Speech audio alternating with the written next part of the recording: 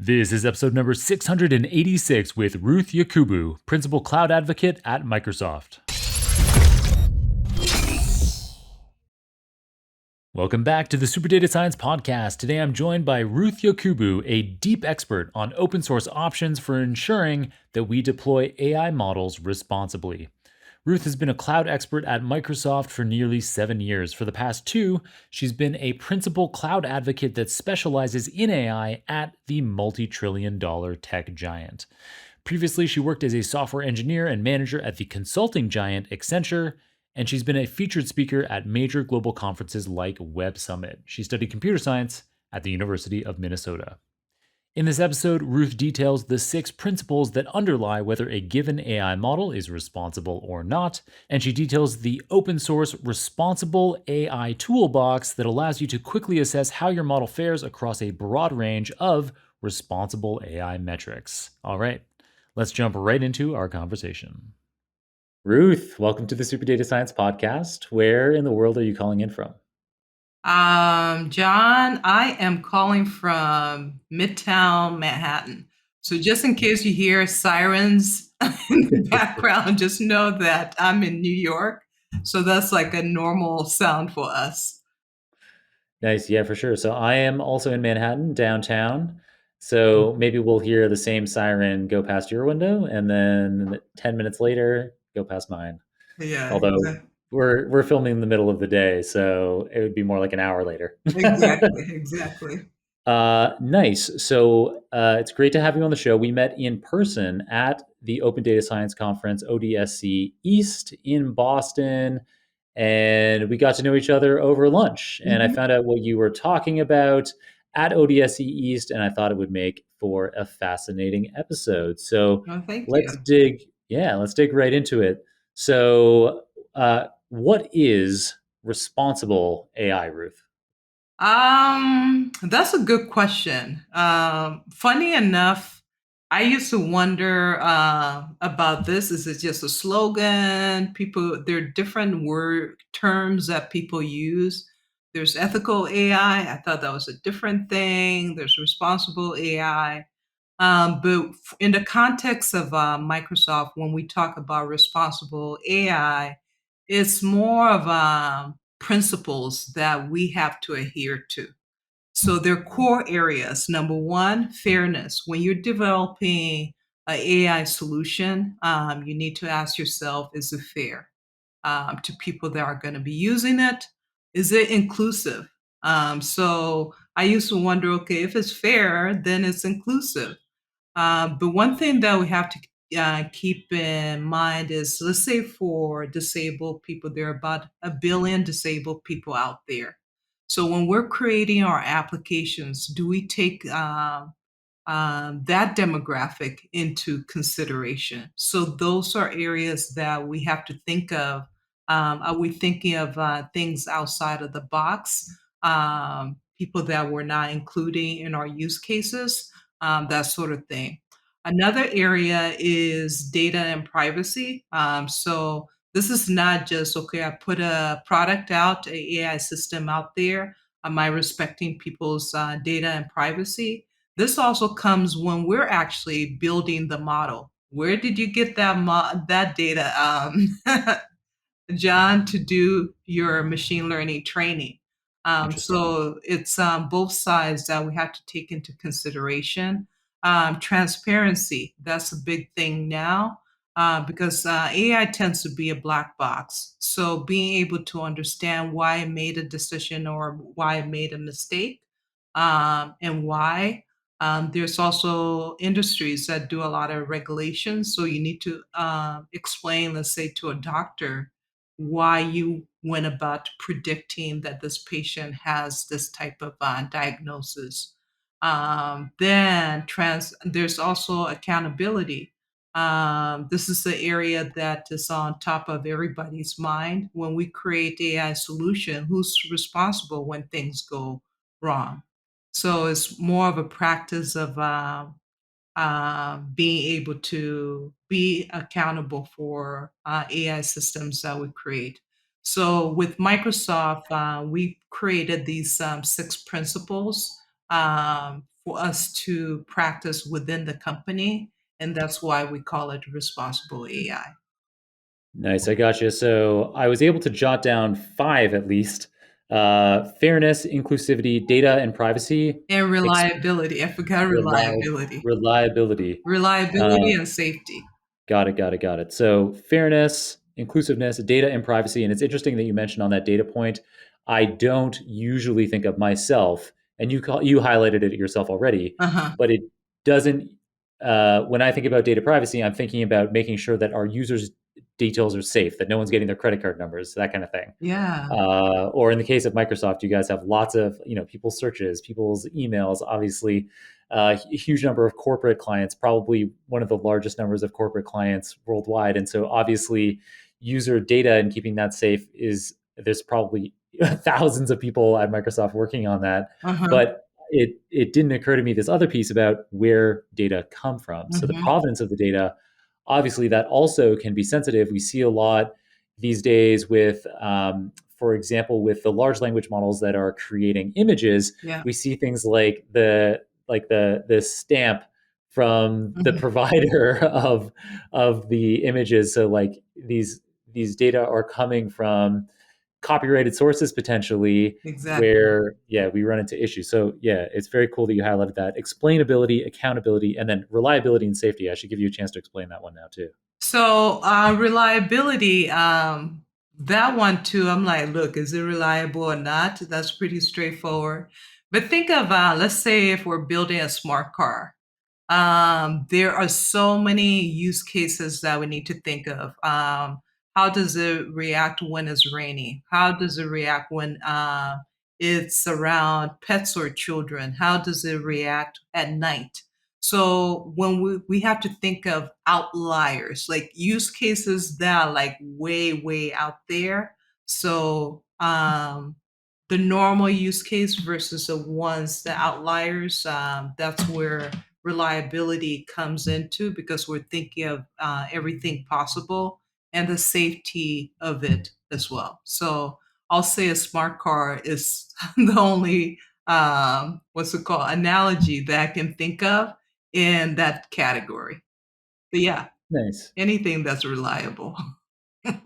That makes sense to me. That's a good example. Yeah. So cool. Yeah. So we've got the responsible AI principles. And I understand that because this is such a centrally important issue to Microsoft, that a large team at Microsoft has been working on open sourcing something called the Responsible AI Toolkit. Hmm. And uh, this is such an important initiative that it isn't just Microsoft developers that are contributing to the project. My understanding is that it's also opened up to anybody, whether you're a Microsoft employee or not, you could be contributing to this open source ecosystem. Yeah, that's very correct. And for me, I just started working. I took interest and passion into responsible AI in the past year. Because for the longest time, I feel like we used to hear theory, theory, theory, how all of these areas are important when we're implementing our solution. But when you come from a developer or implementation background, or you're a data scientist, we think of practicality, like how can I apply this into real world? One thing, since there was a huge gap that the data science and AI community needed, one of the things that organizations did was start building solutions around responsible AI.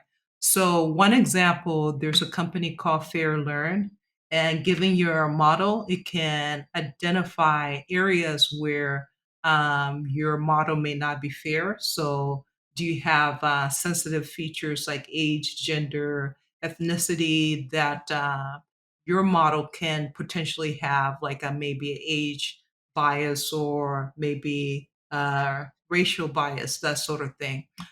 There's another one called Interpret ML. I'm sure a lot of people have worked with SHAP and Lime when it comes to model explainability and interpretability. As you all know, doing all of that from scratch from a notebook is like very time consuming. So these companies have gone ahead and implemented solutions like this. Another area is another company is error analysis.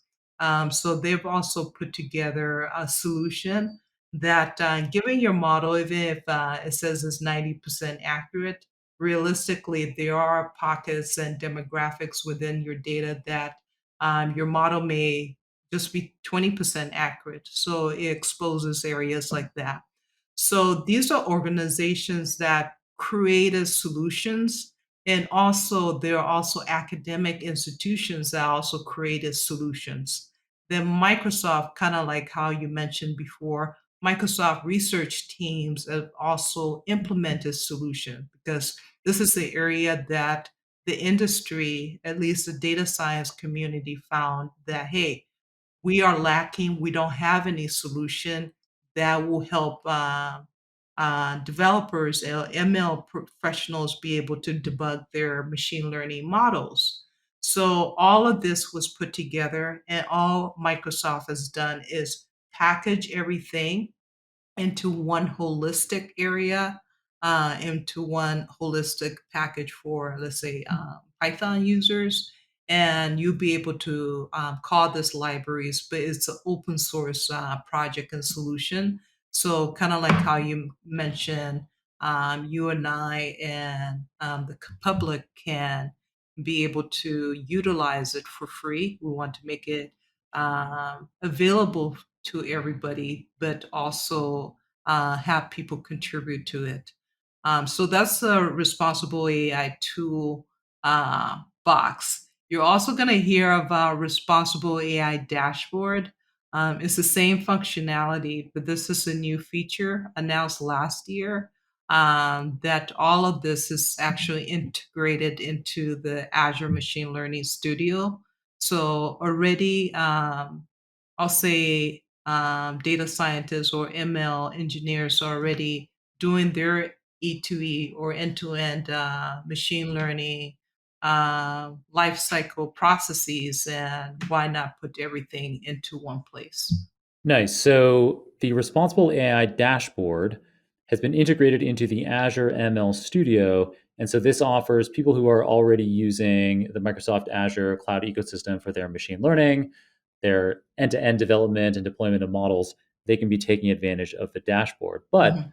all of that functionality is also available in the RAI toolkit that's open source. Yeah, exactly. So Nice. literally, when you have your model and your data set, whether you plug it in the Azure Studio or run the insights with the open source version, you're going to get the same insights. Nice. And so to dig into some of those insight capabilities for our listeners a little bit more. So you mentioned there's one thing that was interesting to me is as you were describing this responsible AI toolbox, you were talking about companies. You were like, one company did this and a couple of companies were doing that. So it's interesting to hear that it sounds like maybe companies that specialize in these particular kinds of things, like companies that specialize in interpretability, they collaborated specifically with Microsoft on this responsible AI toolbox to provide best in class functionality on that particular feature. Yeah. So it's funny. One of the companies is error analysis. So that's the very first component that you do see in the dashboard. So whether you use your library directly or you come to the Responsible AI dashboard, the user interface is pretty much the same. So yeah, and when it comes to model interpretability, some of those use cases are pretty much the same as interpret ML. Nice, cool. So when you say like the error analysis dashboard there, it's Mhm. interesting because there's like you mentioned how the responsible AI dashboard with like a capital D, that's the thing that's integrated into Azure ML. But you could be in the open source RAI toolkit and go into the error analysis dashboard with a lowercase d, and so that's like, yeah, it's a dashboard for being able to do error analysis, which allows us to better interpret models and maybe identify situations where, yeah, the model isn't treating groups equally, for example. So you Mhm. could identify situations where a sensitive group has a different error distribution than other groups. And so this allows you to diagnose. It looks like you can do it visually in this system to identify what's happening with either your data or your model in order to be able to, yeah, fix that issue. Mhm. And yeah, so maybe you can realize, oh, look at for this sensitive group, we're actually collecting data in this different way, or we don't have enough data, or something Mhm. like that, and you can patch up the issue. Yeah, exactly. Yeah, so kind of like how you mentioned, yeah, it makes it very easy for you to identify where the problems are, and also quickly mitigate the problem. Like one of the features that I really enjoy analyzing is the data analysis section. So sometimes, because I feel like data is a very big blind spot. So as you identify where all this demographic that could potentially have issues in your model, even though your model, when you ran it, did the analysis, the accuracy score was 97%, and you're like, hey, we're ready to ship this out. And you come to the error analysis, it finds all these errors. All of these different components build on each other. So you can create cohorts of where those issues are occurring to do further investigation. So error analysis is just for you to identify where issues are. When you go into like model overview, the different metrics that we utilize, it's hard to really you pick one and say I'm going to just look at accuracy and not to recall or precision. So it gives you a holistic way of looking at your model and seeing where the disparities are coming from. And one interesting thing is your model may be performing very well in one cohort of data that you create, but very poorly in another cohort of data that you create. So the question is, what is so special in one group versus another? So those are things that you can do in model overview. But with data analysis, let's say you work for a loan application process and you have like a whole bunch of applicants submitting their application, you can look at the data distribution because you can see, okay, where do I have overrepresentation in my data and underrepresentation in my data? Because if you have overrepresentation, chances are your model is going to be favoring the biggest population. So if I have more, let's say, married women versus single moms. Maybe single moms have like a very good, stable job, have a very good credit score, but why are they being denied a loan versus a mother in a two-parent household? So it can show you disparities and show you whether this population, are we fairly treating them, or based upon maybe historical data, we are singling them out, that sort of thing. So it can expose a lot of things about your data and help you accumulatively with all the different components in the dashboard. I feel like it's a buildup of a story at the end of the day, stuff that issues that you find in one component can actually validate and confirm other issues or even expose more issues. So by the end of the day, the end developer has a holistic view of, oh, so this is how my what's it called? My model is behaving. These are areas where it performs well, and this is areas where it's very erroneous. Nice. Gotcha. So you've got these within the responsible AI toolbox, you have these different um, areas, these different kinds of dashboards, like the error analysis dashboard, which we already talked about in some detail. There's the interpretability dashboard, which allows you to use techniques like SHAP and LIME, which are kind of well known techniques for identifying interpretability, but this interpretability dashboard makes it easier to get going, and you can compare model interpretability alongside these other kinds of diagnostics like error analysis. So we've got the error analysis dashboard, the interpretability dashboard.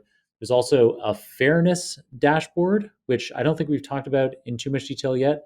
No, initially, yeah, the fairness is kind of incorporated into all of the different components that you're doing. So when we talk about dashboard, everything is just one dashboard. You're just going down through the fairness I see. assessment as you're I see. going. So it's like it's different areas where we can visualize these different aspects across the same. So you have one pane of glass uh, where you can see all of these kinds of metrics together. Mhm, So the responsible AI dashboard, lowercase d, in the responsible AI toolbox has all of these different kinds of widgets, like mhm, visual widgets that we can see, like, yeah, for error analysis, for interpretability, for fairness, and then the overall kind of, I think this is what the last time you were speaking, you were kind of providing us a sense of overall how this responsible AI dashboard ties everything together into one place that mhm. you can, yeah, yeah, yeah. Yeah, you're absolutely right because it's actually components like you. As you build your model, you may be like, okay, I don't want to look at model overview. Just when you're creating the dashboard, I just want to focus on data analysis and feature importance where it does the explainability. So you can pick and choose which components you want everything to be displayed on that dashboard. So it's easily interchangeably available. You can remove some, you can add some. Nice, very cool. Yeah, so you can pick which widgets you want to have in the view. That Mhm, makes sense. And then, so in terms of the nuts and bolts of using this tool, so you mentioned that it's available in Python, and of course, it's open source, as we've mentioned a number of times. But in terms of how does somebody use this? Like, where would a data scientist, as part of their flow, like, do they import this as like a Python package as they're getting started on modeling, or yeah, just explain a bit like how we use this as part of our flow mhm. as a data scientist creating a model, and then is it like a separate browser tab that opens up on our machine, or how do where does it show up? Actually, that's a very good question. Because yeah, at first I was like, okay, where does it come into the picture? Because I'm used to training my model, and how does it get to this dashboard again? How do I insert it? But yeah, you're right. Everything that you're used to doing, you just cleanse your data. You have your test data, you have your training data, you trained your model, you did everything. The next thing is literally one line. It's like a constructor, and that's where you're telling it, here's my model, here is my data that you should utilize to evaluate the model. What type of model am I using? Is it a classification use case, regression? That's Right, it. The next right. thing is that's when you go shopping. What components do I want to include? I want to look at error analysis, give me the whole works. So, error analysis, feature importance, um, data analysis, model overview. We haven't talked about counterfactuals, but counterfactuals is actually very important as well. Then causal analysis as well. So those are like different components that you can add. But all of those are just a few lines of code. You're just adding to the object of the dashboard. And once you're done, you just say run analytics, and it generates, it'll run the insights, it'll gather all the insights from your model given the test data that you're done, I mean, that you provided. And at the end, it'll just spit a URL. I should have used a different term, but it'll display a URL, and you click on it, and that's when it opens a very nice browser. And it's a very nice, easy, user interactive dashboard. And the two, to be realistic, you only import two libraries. One is called Responsible AI Package. There's one RAI widget, so like the display of things. So this is kind of good because I mentioned all the different companies that have contributed to it. Also, Microsoft Research. All of these come with different libraries. So can you imagine if you were just doing Right. one, that whole install statement would be crazy. And probably if you're doing analysis, you probably do one analysis, save that notebook, bring and open another notebook to do another analysis, but not knowing insights or things that you're discovering, everything is probably interrelated with each other. So that's why putting everything in one dashboard and having one holistic view and story of what's or the state of your model and how it's behaving is very useful to make data scientists more productive. Sounds perfect. I think I now have my head wrapped around why this is such a value add, why this is such a straightforward option for any data scientist to be working with, because all of us who are deploying models into production should be mindful about some or maybe all of these responsible AI issues that you've outlined. So things like fairness, inclusiveness, data and privacy, explainability, accountability, reliability, and safety.